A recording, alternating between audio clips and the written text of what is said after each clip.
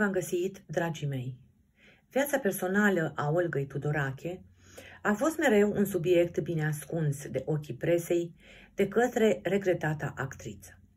Se știe însă că Marea Doamnă a teatrului românesc a trăit o frumoasă, dar și tristă poveste de dragoste cu unul dintre cei mai frumoși artiști pe care i-a avut România. A fost înșelată, părăsită și nevoită să își crească singură copilul. Olga Tudorache a jucat doar pe scenă și nu a mai filmat până în anul 1970. Pe scenă purta peruci care îi ascundeau părul bogat. Se spune că în acest fel ascundea faptul că îi albise părul peste noapte după ce a fost părăsită fără scrupule de Cristea Avram. Ea ar fi albit complet în noaptea în care artistul a părăsit-o pentru totdeauna pentru actrița Marina Vladi. Doamna teatrului românesc s-a stins discret, așa cum a trăit în ultima perioadă, când a ales să se retragă din viața publică și de pe scenă, acolo unde a încântat generații întregi cu talentul și energia sa.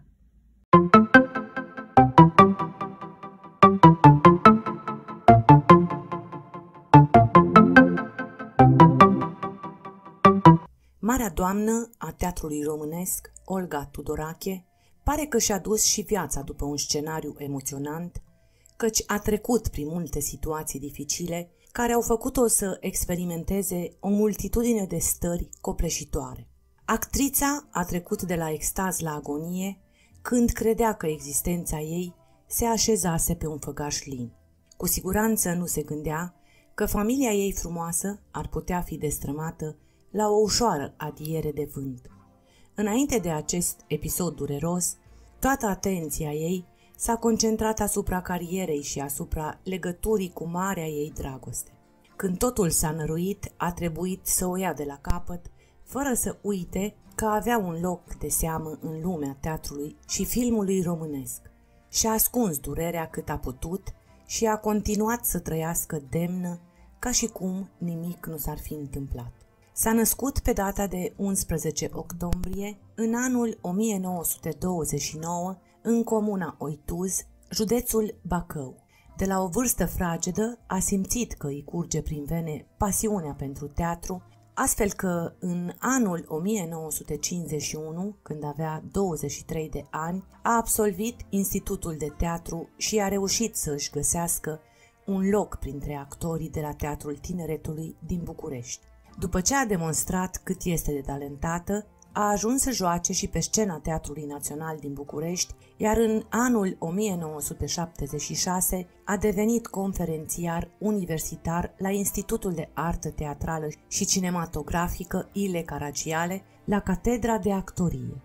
În anul 1990 și-a primit și titulatura de profesor, iar până în anul 2000 a pregătit o mulțime de elevi, cum a știut ea mai bine.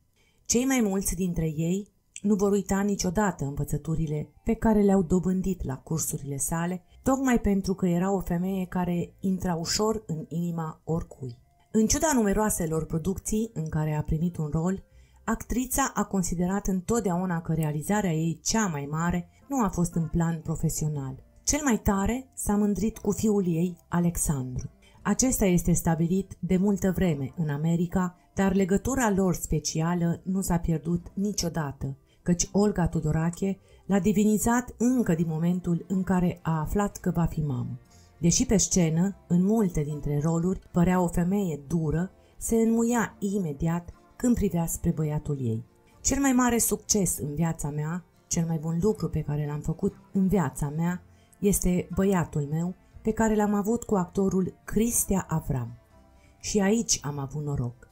Eu nici n-am știut când a trecut prin școală și el a fost mereu șef de promoție. Sunt minunați amândoi, și el și nepotul meu, fiul lui. Succesele cele mai mari le-am avut în viață, nu pe scenă. Mărturisea ea în urmă cu mai mulți ani. Pe cât de fericită a fost când a devenit soție și mamă, pe atât de devastată a fost când a trebuit să accepte că mariajul ei nu a durat pentru totdeauna. Dar să o luăm cu începutul. cum l-a cunoscut pe actorul Cristea Avram, care a fost marea ei iubire, cum au decurs lucrurile între ei și de ce s-au despărțit fulgerător. Cristea Avram nu prea mai spune nimic generațiilor de astăzi, dar în anii 60 era considerat cel mai frumos actor român și unul dintre primele posibile superstaruri ale cinematografiei noastre. Povestea actorului merită aflată.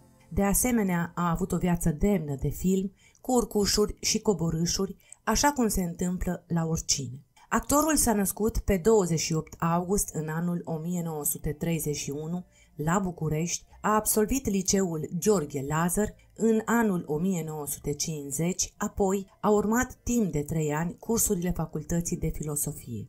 În anul 1953 a fost selecționat pentru echipa artistică a Institutului Parhon, care urma să ia parte la Festivalul Tineretului din București. Din comisie făcea parte George Vraca și Ion Manolescu, care l-au remarcat și l-au sfătuit să se înscrie la Institutul de Artă Teatrală și Cinematografică, secția Actorie. Cristea Avram a ezitat, dar s-a întâlnit după câteva săptămâni întâmplător pe stradă cu George Vraca, exact în ajunul examenelor, iar marele actor l-a determinat să se prezinte totuși la examen. După absolvirea institutului, în anul 1957, a jucat timp de 3 ani la Teatrul de Stat din Timișoara, iar din anul 1960 a fost angajat al Teatrului Notara din București. Celebrul actor a fost căsătorit cu Olga Tudorache, dar apoi a început o poveste de dragoste cu Marina Vladi. Pe când Olga avea 31 de ani și era extrem de iubită de public, iar Cristea Avram a rămas plăcut impresionat de talentul său colosal. În public dădeau impresia de cuplu perfect, însă lucrurile nu stăteau chiar așa, oricât de mult și-ar fi dorit fani. Colegii ei de breaslă spun că atunci când s-a căsătorit cu chipeșul Cristea Avram, actrița era mai fericită ca oricând, iar când a adus pe lume pe fiul ei Alexandru, era în al 9-lea cer. A fost cea mai frumoasă perioadă din viața Olgăi Tudorache.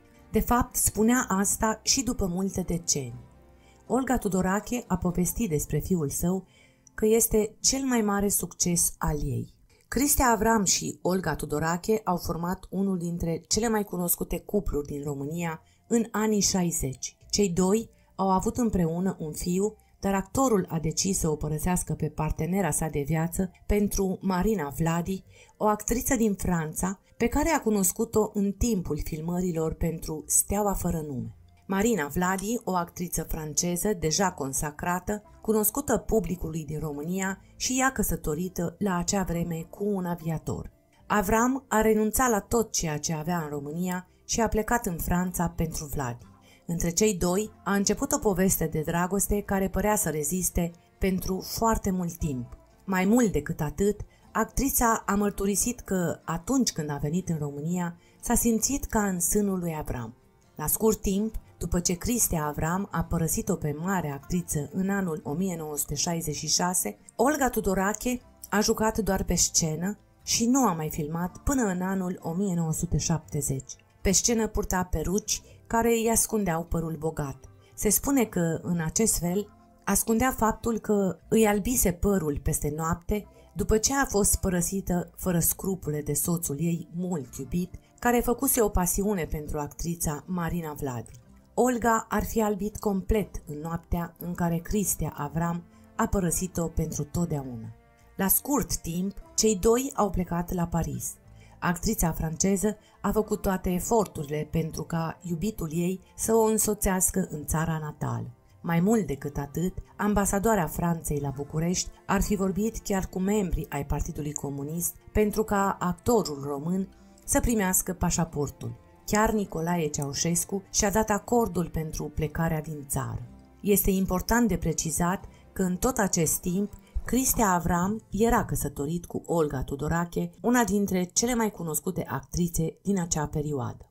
Marina Vladi a avut alte preocupări când a ajuns la Paris alături de iubitul ei. Chiar dacă Cristea era un tânăr frumos, acesta era sărac, iar relația cu actrița franceză nu a decurs precum și-a dorit. Actorul român a plecat la Paris, iar povestea de iubire cu Marina Vladi a mai continuat pentru scurt timp. Atât căsnicia lui, cât și cea a Marinei Vladi s-au destrămat, dar relația dintre cei doi nu a mai ținut foarte mult. A făcut filme, dar n-a ajuns să mai fie Cristia Avram. În final, a fost părăsit de Marina Vladi, dar a continuat să joace în filme în Franța, după care s-a mutat în Italia. Actorul român a plecat în Italia pentru că a reușit să joace doar un singur film alături de Marina Vladi. Dragostea lor a fost ca un foc de paie, care s-a aprins repede și s-a stins la fel de repede, lăsând în urma sa multă suferință. Marina Vladi a cunoscut faima și succesul și a fost adorată de bărbați, dar viața personală tumultoasă i-a adus multă nefericire. Abia al treilea mariaj al Marinei Vladi a fost acea mare iubire a ei, cea cu artistul rus Vladimir, cântăreț, compozitor, poet și actor, cu care a avut o viață împărțită între Franța și o Uniune Sovietică ce nu i-a acordat libertatea de a-și urma soția peste hotare. Iubirea lor la distanță a inspirat multe dintre cântecele lui. Dincolo de distanță, marea problemă a relației lor au fost însă alcoolismul lui și consumul de droguri. Vladimir, refuzând mereu să se interneze la reabilitare în Occident, așa cum insista Marina. Dependențele lui îi provocaseră și o boală cardiovasculară, iar toate acestea se pare că au dus la moartea lui în vara anului 1980. Detaliile exacte nu se cunosc, întrucât părinții lui au refuzat autopsia de teamă să nu se afle în Uniunea Sovietică despre dependența lui de droguri. Artistul a fost înmormântat pe pământul natal, iar după înmormântare, Marina s-a întors în Franța, complet distrusă. Disperată pentru că își pierduse iubirea vieții, Marina a mărturisit că a încercat să se sinucidă. La ora actuală, Vladi are 83 de ani și trăiește o bătrânețe liniștită după ce a trecut prin probleme majore legate de abuzul de alcool, droguri și chiar tentative de sinucidere. Avram a rămas singur să înfrunte Occidentul și vrând nevrând a fost nevoit să coboare mult ștacheta artistică. După despărțirea de actrița franceză, a început o relație cu Sara Montiel, alături de care a jucat. După destrămarea căsniciei cu Cristia Avram, Olga Tudorache nu s-a mai căsătorit niciodată. Cristia Avram a fost răpus de cancer la plămâni în anul 1989 la Roma, după ce și-a pierdut părinții și fratele. Din păcate, actorul a murit la 10 ianuarie în anul 1989 la Roma, în urma unui cancer la doar 57 de ani. Așa s-a încheiat viața lui Cristia Avram, care putea să devină un monstru sacru în România, dar, în numele unei pasiuni, a ales să devină doar un personaj intrat în anonimat la el acasă.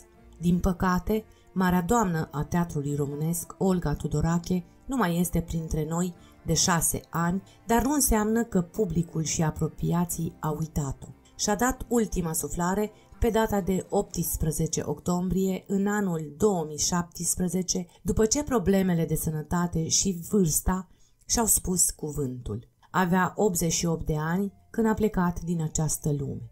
Indiferent de dramele prin care a trecut în plan personal, Olga Tudorache nu a uitat niciodată să fie om și să se comporte așa cum trebuia în cercurile sociale din care făcea parte. Problemele ei nu s-au reflectat niciodată asupra carierei sau asupra interacțiunii cu persoanele din jur. Chiar și după despărțirea care i-a rupt sufletul, a continuat să fie o profesionistă în adevăratul sens al cuvântului.